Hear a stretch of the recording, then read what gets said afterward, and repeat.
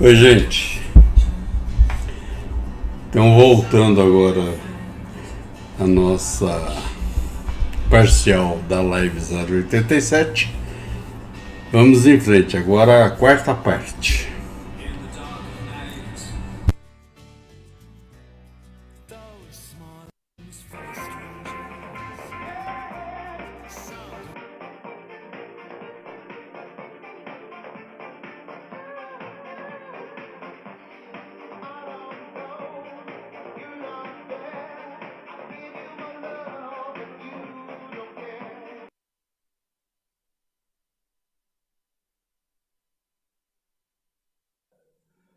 Muito bem. Vamos ver se tem mais alguma coisa. Beleza, gente. A gente só deu uma ênfase aqui para falar dos tupiniquins e dos tupinambás, também dos tamoios, que são assim as etnias indígenas, né, mais importantes, né, dessa divisão aí do nosso gentio. Mas tem vários outros, tá? No final aqui nós vamos comentar. Aguarde. E outra que seria importante, que a gente comentou, são lá os charruas e minuanos, que no início da conversa até não lembrei do nome minuano, né?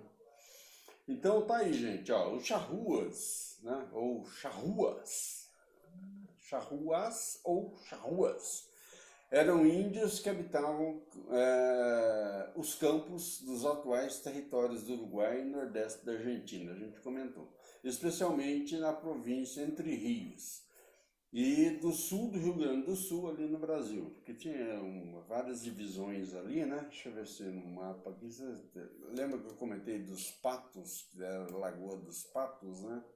Aqui dá para vocês verem, ó, tá vendo?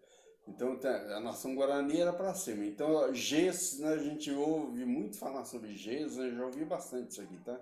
Mas nem para mim Gês era ali de Minas Gerais, e não é da região são dos Guaranis, ó, já vindo aqui pro lado dos Carijós, tá vendo? Tanto é que os bandeirantes iam muito para cá, porque esses índios, mesmo antes das missões, das reduções, né?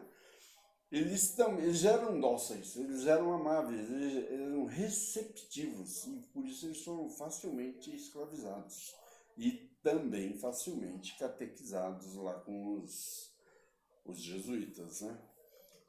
Já era uma característica de Carijó, tá? E Carijó pertence à nação Guarani, ali naquela região sul de Mato Grosso, Paraguai, norte da Argentina, Uruguai. Uruguai não, Uruguai já eram os charruas e os minuanos. Então vocês lembram que eu falei da região dos patos? Aqui, ó. Então, opa, deixa eu ver. Tá aqui, ó. Araxanes, patos, tá vendo? Os índios aqui, daí, a fundação de Porto Alegre, inclusive, está ligada a esse povo aqui, né? Os minuanos, tá vendo? Mais aqui indo pro lado de oriental ali do Rio Grande do Sul, né? E aí tinha outras tribos aqui conhecidas. E os charrus, na verdade, eram aqui. O que acontecia com esse povo aí, né? Então você vai ver, ó, tem aqui um mapinha, esse mapinha falando das migrações, tá?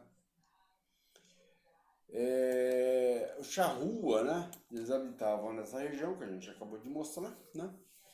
E não tinham relação com o Tupi-Guarani. Eu não sei, isso eu não sei, não, na minha pesquisa, pelo menos eu não tive essa informação, não consegui obter, se eles falavam o Tupi-Guarani. Porque o Tupi-Guarani existem várias. Eu li aqui que existiam acho que cerca de não sei se é 160 ou 180 dialetos de todas as tribos tupis guaranis.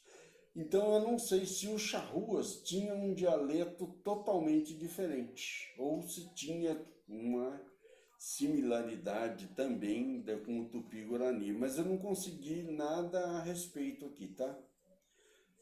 É uma informação até interessante para a gente ver mais à frente aí, né?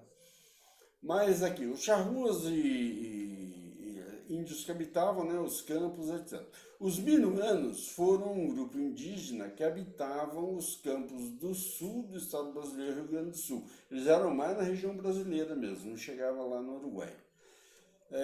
Bem como o Uruguai, mas era uma partezinha. Especialmente devido à interrupção de registros dessa etnia, né? E a aparente translação dos Genoas, que a gente mostrou aqui no mapinha, os territórios previamente atribuídos dos minuanos ou minuantes eram os territórios deles, né? Mais ali centro do Rio Grande do Sul, indo para o Uruguai, né? Habitantes dos pampas gaúchos e uruguaios, os charruas, minuanos, genoas e jarós eram nômades. Isso aí era uma característica forte deles, inclusive que não se conseguiu, os jesuítas não conseguiram fazer com que eles fosse para as reduções. Redução era juntar, né? Se vivessem em reduções, nas missões. E justamente por isso, a característica de vida deles eram nômades, mais ou menos tipo mongol lá, né? Eles não paravam no mesmo lugar, sempre circundando, né? Aliás, tem uma similaridade, né? Você vê que o mongol também é muito estepe, né? Como é na região dos Pampas. Olha que interessante, isso me veio agora, hein? Esse pensamento. Então, nômades não cultivavam a terra e viviam somente de caça, pesca e coleta. Tanto é que o grande problema que a gente vai falar aqui, tá? Espalharam-se, né, pelos arredores e dessa maneira, após anos de sofrimento, foram extintos, desaparecendo com eles o registro da etnia charrua, né? Nunca aceitaram, como a gente comentou agora, nunca aceitaram as reduções, né, as missões.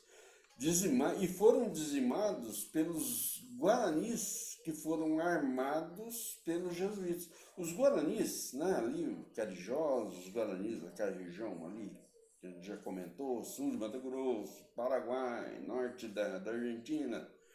Então, como eles eram mais dóceis e eram catequizados mais facilmente, também foram escravizados pelas bandeiras, principalmente as bandeiras paulistas, né?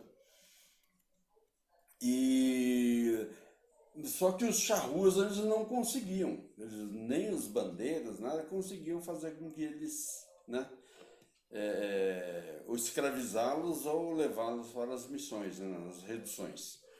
Então, mas eles, justamente por viverem da caça, da pesca e da coleta, eles descobriram que atacando as missões, né, é muito mais fácil, não precisa correr atrás das coisas, porque lá nas missões os caras cultivavam, os caras criavam, né, animais, gado, ovelha, etc., né?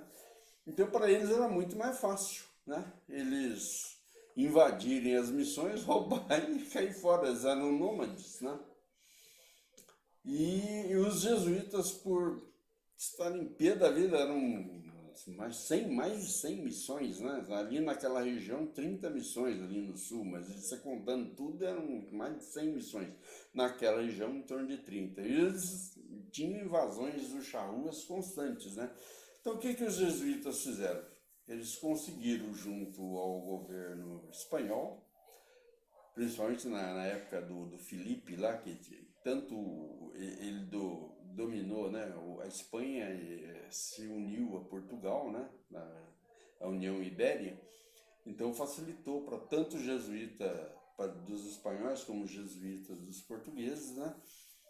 O rei liberou que eles armassem o pessoal nas missões para combater os invasores charruas.